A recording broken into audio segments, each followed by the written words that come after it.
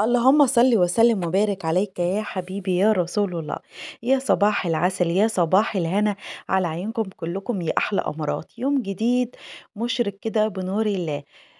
عايزة أقول لكم إني رايحة زيارة كده مفاجأة عند صاحبتي، وحبيت إن أنا أفاجئها كده بالزيارة بتاعة النهاردة، يعني ما كانتش تعرف أبدا. وخدت بنتي كده وقلت لها تعالي يلا، بما إن إحنا نمنا بدري وفوقنا كده بدري، إيه رأيك نروح عند زهراء؟ قالت لي زهراء؟ طب انتي قلت لها؟ قالت لي لا. ما انا ما كنتش عامله حسابي يا بنتي ان احنا نصحى بدري، تعالي كده اما ايه ما نروح لها. بنتي التانية لقيتها بتقول لي هتروحوا من غيري؟ يا بنتي وراكي دروس وراكي امتحانات. تقول لي لا هاجي معاكم، هاجي معاكم يعني هاجي معاكم. وخدتهم كده ورحنا وقلنا بقى ايه، نروح نعمل لها مفاجأة. وده كان من بداية بقى الطريق بتاعنا، واحنا كده هنا على المحطة.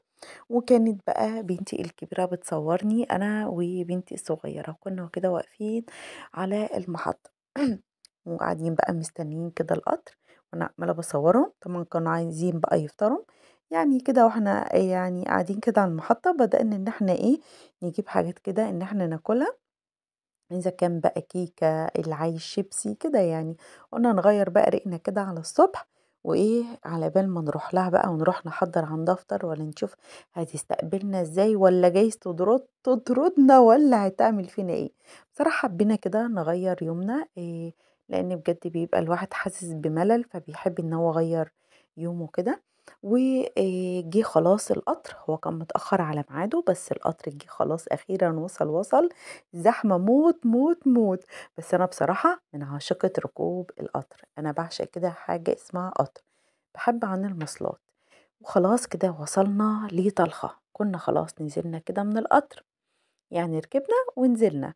وقعدت بقى ايه اصورهم كده وهم ماشيين.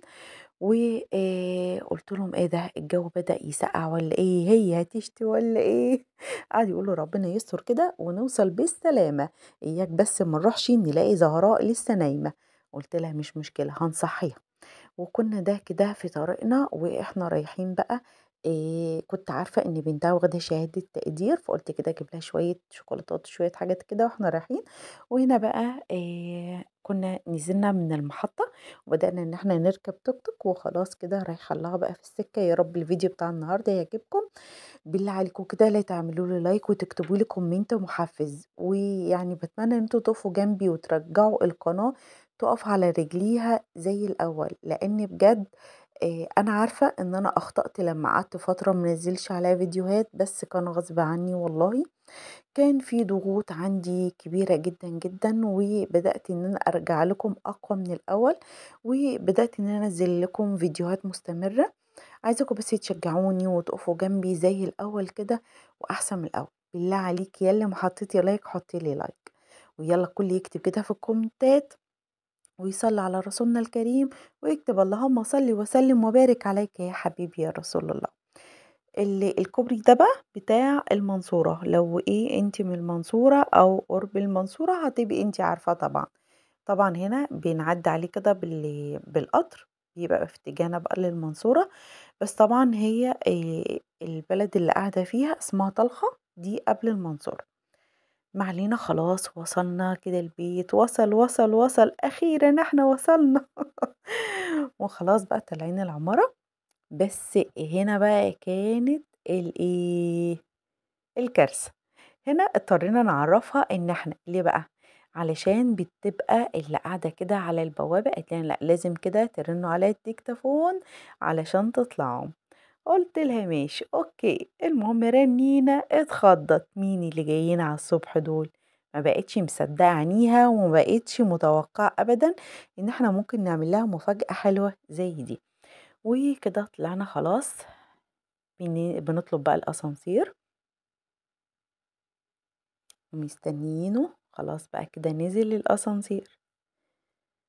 عايزة اقول لكم بجد ان الاسانسير ده تحفة تحفة تحفة عن الاسانسير اللي بركبه وانا رايحة للدكتور. ببقى راكباه كده بصوا بيخبط ويرزع وتيك تيك، وبحس ان ضغط بيوطى ودقات قلبي بتبقى سريعة كده وانا نازلة او وانا طالعة. بس الاسانسير ده بجد مش بحس بيه طلوع ابدا خالص، ولا بنزول ولا باي حاجة. هنا بقى كنا عاملين بنضحك يا ترى زهراء هتعمل فينا إيه، هتطردنا وعمالين نضحك بقى ونهزر مع بعض، هتنفخنا أنتم المفروض كنتم تعرفوني، أنتم جايين لي فجأة كده، أنتم مش عارفة إيه، وبقينا نقول الكلام اللي هي هتقوله لنا، وخلاص طلعنا كده زي ما أنتم شايفين، طابين عليها زي القضا المستعجل، وآه. بس بصراحة أنا باحب المفاجآت، المفاجآت بتكون حلوة جدًا، جدًا. آمم، أنا من عاشقة المفاجآت، باحب أعمل مفاجآت لأي حد، لكن مش باحب حد يعمل فيّا المفاجأة. وطبعًا عايزة أقول لكم إن إحنا قضينا يوم جميل جدًا، جدًا، يوم حلو، وبدأناه كده بالمطبخ، دخلنا هي طبعًا جابت لي عباية بقى، ودخلت غيّرت كده عندها، وبدأنا أول حاجة نعملها وهي القهوة، بدأنا نعمل قهوة، وكنت لأول مرّة بقى أعمل القهوة في ماكينة القهوة، قالت لي: "يالّا جرّبيها كده وقولي لي رأيِك فيها هتكون إيه." أنا يومي ما بيتضبطش كده غير بالقهوة، يعني خلاص اتعودت على كده، وعملتها بجد في المكنة وعجبتني جدًا، جدًا. هي نوعها تورنيدو، وعايزة أقول لكم بتعمل وِش وما بتغيبش أبدًا، وهي كانت جايباها بسعر كده يعني عليه عرض، وده كده يعني إيه هنكمل لكم بقى في الفيديو اللي بعد ده، يعني شوفوا ريحة القهوة يا جدعان يا خراشي. عايزة أقول لكم كفاية عليكم كده عشان الفيديو ما يطولش. وهتشوفوا بقية اليوم بتاعنا في الفيديو إن شاء الله الجاي، بس عايزاكم كده تشجعوني وتقولوا لي أعمل لكم إيه وأصور لكم إيه، وانتظروني في فيديو